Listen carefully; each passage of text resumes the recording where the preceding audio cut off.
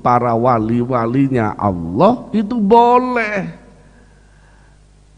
Makanya ulama-ulama ahli sunnah wal jamaah senantiasa memakainya dengan ucapan bijahi sayyidina Muhammadin sallallahu alaihi wasallam, ada ya, dengan kemuliaan Nabi Muhammad, atau bijahi Syekh Abdul Qadir Al-Jailani, dengan kemuliaan Syekh Abdul Qadir Al-Jailani. Jenengan datang ke Basunan Ampel, bijahi Mbah Sunan Ampel Raden Ahmad rahmatullah. Jadi kan begitu. Jadi bertawassul ini adalah merupakan metode doa.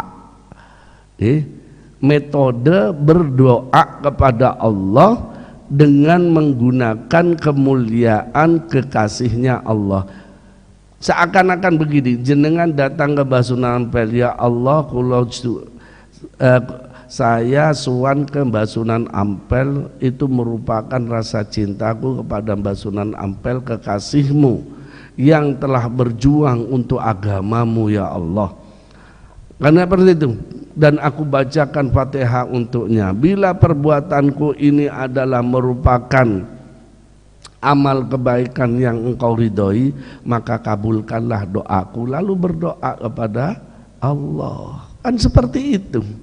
Nih, sama ya, dengan kemuliaan langsung. Cuman itu tidak dijelaskan seperti itu di dalam doa kan gitu. Cukup dengan kemuliaan Mbah Sunan Ampel, bijahi ya Raden Ahmad, bijahi Sayyid Raden Ahmad rahmatullah Mbah Sunan Ampel ya, Al-Fatihah, kan begitu misalnya.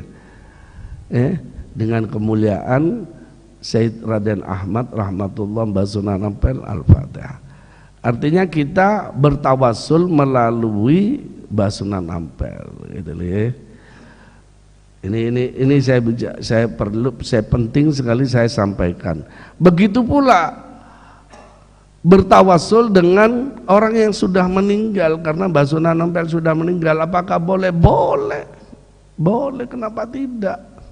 Ya, karena hakikatnya yang mati kan jasad, Pak.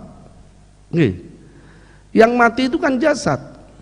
Ketika jasad ini ditinggalkan ruh, maka jasad kita ini dikatakan mati. Ruh kita mati apa enggak? Tidak, gitu loh. Ruh kita tidak mati. Gitu. Yang mati ini adalah jasad. Ruh kita pindah ke alam barzakh, ya, pindah ke alam barzakh. Ini penting, ada kaitannya dengan apa yang akan saya bacakan di dalam kitab Mirqah ini. Karena wajib hukumnya kita percaya, terhadap apa yang dibawa oleh baginda Muhammad sallallahu alaihi wasallam. Kabar yang dibawa, hadis yang dibawa oleh baginda Muhammad sallallahu alaihi wasallam, diantaranya adalah adanya adzabal qabri, adanya nikmat qabri, adanya siksa kubur, nikmat kubur, itu semua ada. Lah kalaulah ada siksaan di dalam barzah kubur, berarti yang disiksa adalah yang mati apa yang hidup? Yang hidup ya. Yang disiksa itu bukan jasadnya tapi ruhnya, kan gitu. Yang mendapatkan nikmat kubur adalah jasadnya apa ruhnya? Ruhnya gitu loh. Yang merasakan sakit diri kita ini ketika ada, ini kan ruh kita sebenarnya. Karena nyambung ambil jasad, setiap jasad disakiti maka ruh merasakan sakit. Saya tidak akan berbicara tentang ruh secara detail. Qulir ruh min amri rabbi, karena gitu ya. Kul katakan Muhammad bahwa permasalahan ruh itu adalah urusan Allah. Cuma yang jelas ya, dibahas bahwa ruh itu ya yang melekat dalam jasad, sakitnya yang diderita oleh adalah sakitnya ruh, bukan sakitnya jasad. ketika jasad sudah ditinggalkan oleh ruh, jasad ditanam di dalam kubur, ya, jasad dimakan ulat, ruh tidak merasakan apa-apa. Yang dirasakan kalau jasad dimakan ulat, ruh merasakan, berarti jasad masih hidup. Wah, dikrokoti ambil ulat, dikrokoti ambil ulat, akan merasakan sakit. Apa seperti itu? Tidak. Ya, ruh kalau sudah ada di alam barzakh, dia akan merasakan sakit ketika mendapatkan siksa barzakhiyah, siksa kubur. Ya, seperti itu. Ya. Ini yang perlu kita sampaikan. Sehingga berkaitan dengan bahwa ruh itu hidup, ya memang hidup. Sebagaimana baginda Muhammad sallallahu alaihi wasallam itu dikatakan wafat, ya, padahal beliau tidak wafat. Sehingga ketika beliau itu ditanya, bagaimana jenengan nanti kalau sudah wafat ya Rasul? Rasulullah bersabda bagaimana? Hidupku dan matiku semuanya baik untuk kamu, baik untuk umatku.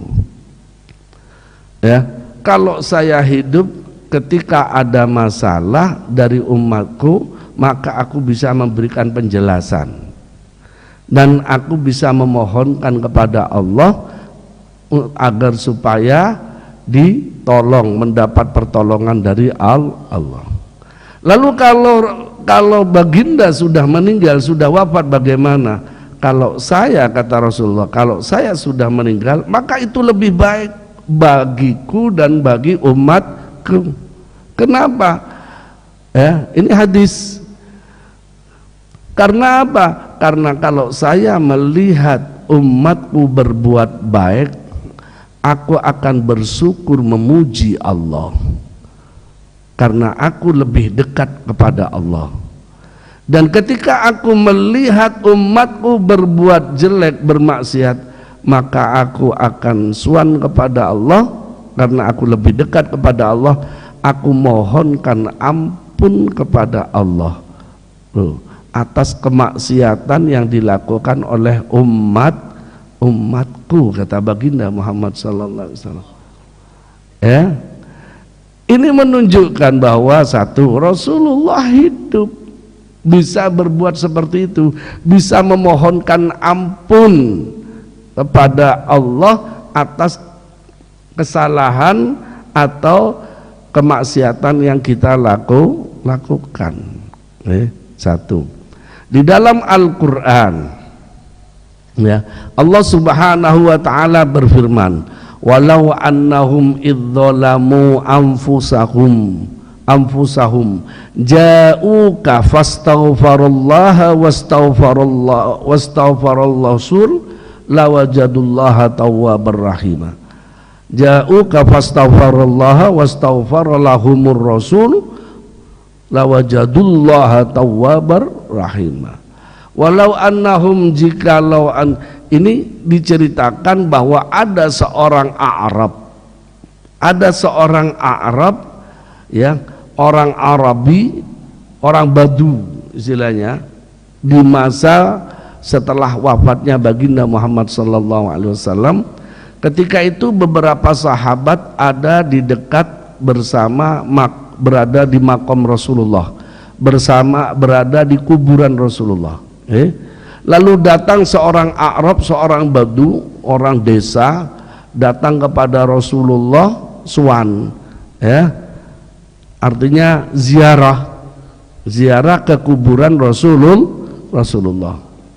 Lalu orang Arab itu memohon, ya, yang mana permohonannya mengatakan begini, ya Rasulullah, ya Allah, mungkin bukan ya Rasulullah, ya Allah, bukankah baginda Muhammad sallallahu alaihi wasallam, Rasulmu, ya, telah membawakan firmanmu yaitu walau annahum idzalamu anfusahum ja'uka fastaghfirullaha wastaghfaru lahumur rasul lawajadullaha tawwabar rahimah.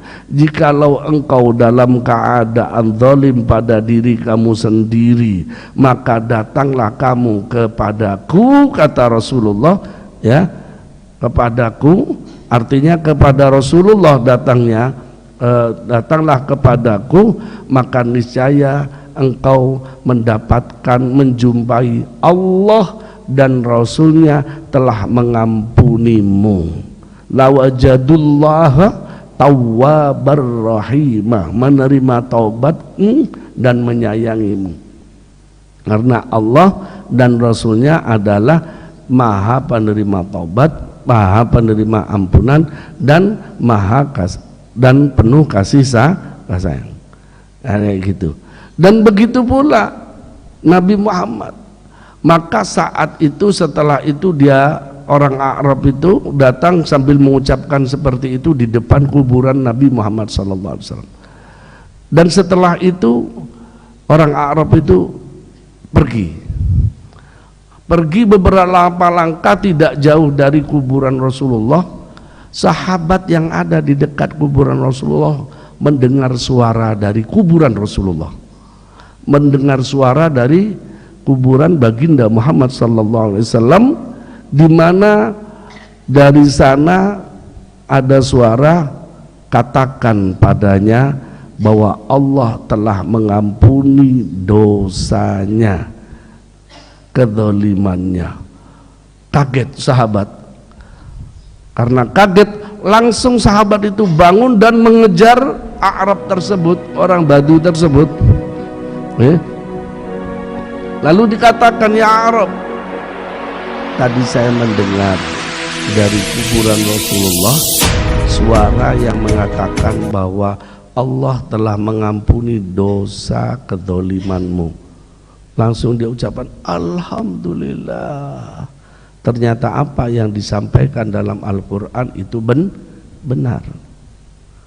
Jadi bukan hanya ketika Rasulullah masih hidup, ya, kita mendapatkan pengampunan atas kedzaliman kita, atas kemaksiatan kita, walaupun Rasulullah sudah wafat seperti saat ini.